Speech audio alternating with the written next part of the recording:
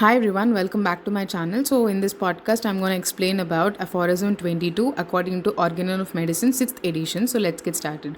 So in this aphorism, it is explained that medicinal curative power is only because of its, as we know in the previous aphorism, it has been explained that its power is due to its ability to alter the healthy state of an organism. It's because of that only a medicine is able to cure a disease, and it is explained in 22nd aphorism that medicines cure by producing a disease state that removes one to be cured. So medicines are capable of removing a disease or say curing a disease by producing another disease similar to the existing already present natural disease state in a given individual.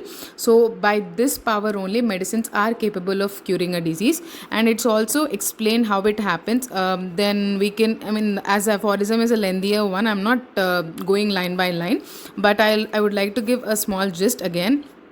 So, nothing exhibited in diseases must be taken away in order to transform them into health besides the complex of their signs and symptoms. So, the only thing that has to be removed are signs and symptoms in the given disease, and medicines can exhibit nothing curative besides their tendency to produce disease symptoms in the healthy and to take away from the sick. So, medicines strictly work on this principle of their ability to produce a disease in healthy individuals.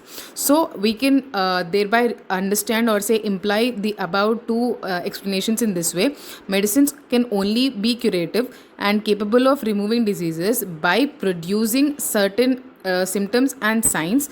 That means they produce an artificial diseases which after which they can lift away or say eradicate the symptoms that are already present, namely the natural disease which we wish to cure.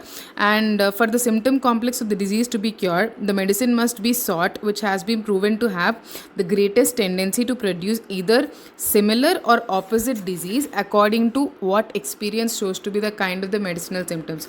So the medicine may be producing symptoms which are similar to that of the existing disease or something opposite to that of the existing disease.